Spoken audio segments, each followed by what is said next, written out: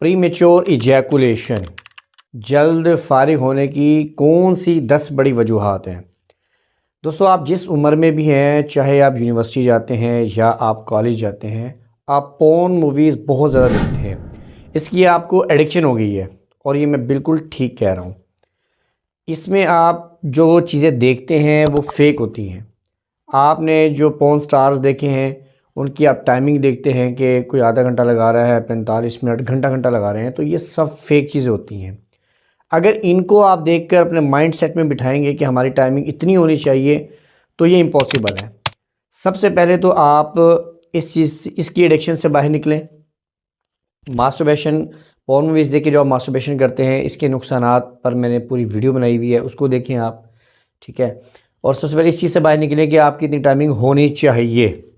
एक जो normal person है उसकी अगर टाइमिंग 2 से लेकर 5 मिनट है तो इट इज़ नॉर्मल। लेकिन अगर वो 1 मिनट से पहले डिस्चार्ज हो जाता है, वजाइना के अंदर इंटर करते ही डिस्चार्ज हो जाता है, तो ये है प्रीमेच्योर इजैकुलेशन, जल्द फारिग होने की प्रॉब्लम उसको हो रही है।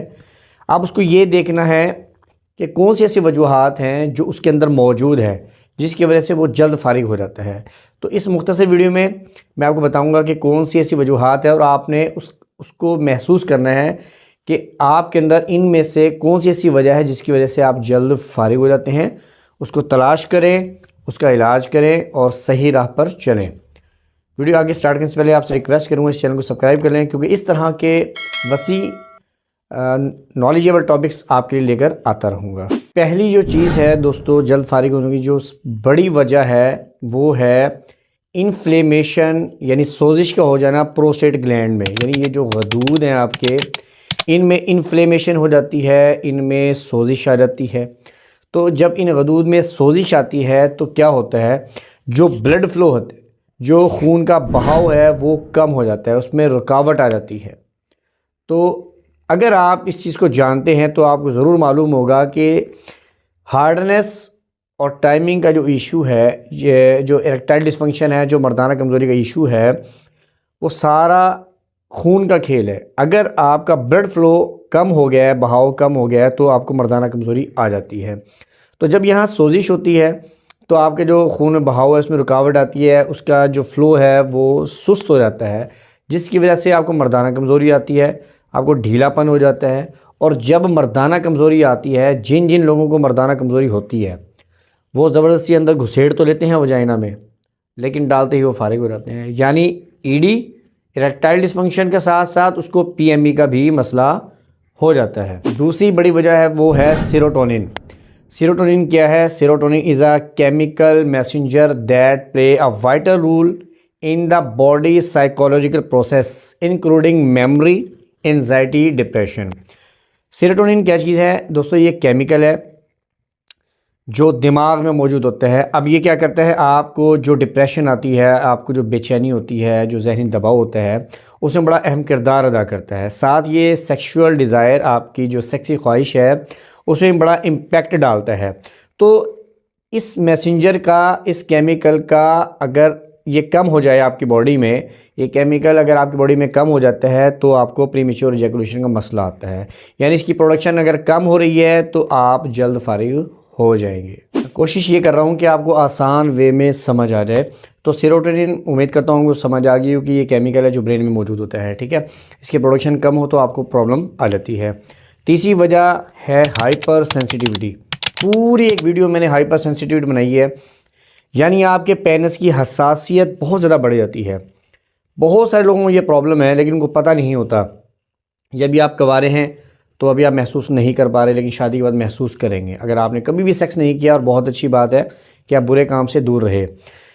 अब जब आप वजाइना में इंटर करते हैं तो इसकी हसासियत बहुत ज़्यादा बड़ी होती है। ये जो कैप है वजाइना, क्योंकि जो हॉट पार्ट होता है वो जगह जो है बड़ी गर्म होती है, तो जैसे आप उसमें इंटर करते हैं, जो आपकी कैप है, जो इर्द गिर्द का एरिया है, ये रेडिश हो जाता है, रेड हो जाता है, लाल हो जाता है फ़ौरन टच करते ही।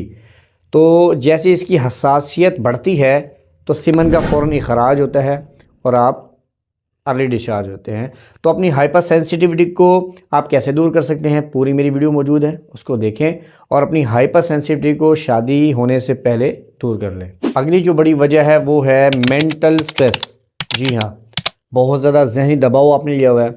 अगर आप शादीशुदा हैं और कोई कारोबार कर रहे हैं या नौकरी कर रहे हैं, आपके दिमाग में सारे महीने का बजट चल रहा होता है, किराया देना है, बिजली का बिल भरना है, लेन देन के मामलात होते हैं, तो आप डिप्रेशन में रहते हैं और डिप्रेशन में आप घर आते हैं और आप देखते हैं आपकी वाइफ तैयार हुई है तो आपका अचानक मूड बन जाता है। आप मेंटल स्ट्रेस आपके दिमाग में चल रही है, उसको देख के आपका मूड बन गया, आपने कहा लो जी आज मैं कर लेता हूँ। लेकिन जब आप करने लगे तो उस समय उस वक्त ये होता है कि आपका जो दिमाग है वो स्ट्रेस में होता है, ठीक है। लेकिन आप फिज़िकल जो एक्टिविटी को परफॉर्म करना स्टार्ट कर देते हैं, सेक्स करना शुरू कर देते हैं। चूँकि आपका जो दिमाग है उसमें स्ट्रेस होती है, मेंटल स्ट्रेस मौजूद होती है, जिसकी वजह से सीमन का जो इखराज है वो बहुत जल्दी हो जाता है। तो इस स्ट्रेस को दूर करें। स्ट्रेस को कैसे दूर कर सकते हैं इस पर मैं वीडियो बना दूंगा कि आपने स्ट्रेस को कैसे दूर करना है। अगर आप स्ट्रेस को लेकर चलेंगे तो आप हरगिज़ जो है ना अपनी टाइमिंग को नहीं बढ़ा सकते। तो कोशिश करें स्ट्रेस से दूर रहें और इसको दूर करने का एक बेहतरीन वे है एक्सरसाइज। अगली बड़ी वजह है ओवर एक्साइटेड होना। इसकी मिसाल मैं आपको ऐसे दूंगा, अगर आप जॉब करते हैं आउट ऑफ सिटी, ठीक है, आप बड़े अरसे बाद अपनी वाइफ के पास आते हैं, या आपकी जो वाइफ है वो मेके गई है और बड़े अरसे बाद आपकी वापस आई है, तो आप बहुत ज़्यादा एक्साइटेड हो रहे होते हैं, बहुत ज़्यादा पुरजोश हो रहे होते हैं इन मोमेंट्स को इंजॉय करने के लिए। तो खुशी के हार्मोन बहुत ज़्यादा रिलीज़ होने लगते हैं। तो जब आप कुर्बत करते हैं, सोहबत करते हैं, तो एक तो आप पूरे कपड़े उतार देते हैं। मैंने एक पूरी वीडियो बनाई है, आप प्लेलिस्ट का विज़िट ज़रूर कीजिएगा मेरी। उसमें मैंने बताया है कि जब आप फर्स्ट टाइम मतलब बड़े अरसे बाद आप सेक्स करें तो पूरे कपड़े ना उतारें, क्योंकि जब दोनों बदन आपस में टच होते हैं और दोनों पे कपड़े नहीं हैं, ठीक है, तो लम्स बहुत ज़्यादा दौड़ता है, करंट दौड़ता है, जिसमें स्टिमुलेशन बहुत ज़्यादा होती है, जिसकी वजह से जो खुशी के हार्मोन है बहुत ज़्यादा रिलीज़ होते हैं। तो सीमन का इखराज होते आपको पता ही नहीं चलेगा, आप बहुत ज़्यादा एक्साइटेड हो रहे हैं।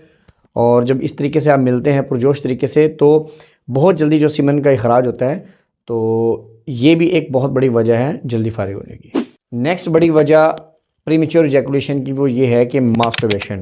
अब मास्टरबेशन कैसे, जब आप पॉन्स देखते हैं ना तो अपने माइंड सेट को एडजस्ट कर लेते हैं। अक्सर लोग क्या करते हैं, देखते रहते हैं और हाथ का इस्तेमाल करते रहते हैं, ठीक है। उन्हें माइंड को एडजस्ट किया होता है कि मैंने इतना सीन आगे चलने देना है और यहाँ ये मोमेंट आएगा और इतने वक्त के बाद मैंने होना है, और वो हाथ का इस्तेमाल करते रहते हैं। अक्सर लोग जो पॉन जैसे ही स्टार्ट करते हैं उनको अपने ऊपर कंट्रोल नहीं होता, उन्होंने अपने माइंड को वहाँ एडजस्ट किया होता है। तो जैसे ही वो देखना स्टार्ट करते हैं और वो ऑलरेडी डिस्चार्ज हो जाते हैं। तो ये माइंड सेट की भी गेम होती है, जहाँ आप अपने दिमाग को एडजस्ट करेंगे मास्टरबेशन करते वक्त।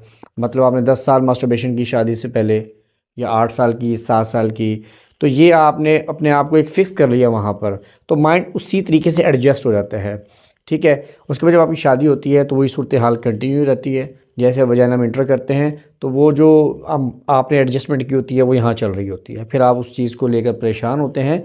तो ये भी एक बहुत बड़ी वजह है प्रीमेच्योर इजैकुलेशन की। नेक्स्ट जो रीज़न है प्रीमेच्योर इजैकुलेशन की वो है डायबिटीज़। स्टडीज़ ये कहती हैं कि जब आपको टाइप 2 डायबिटीज़ होती है तो इंसुलिन रेजिस्टेंस की वजह से आप प्रीमेच्योर इजैकुलेशन को फेस करते हैं।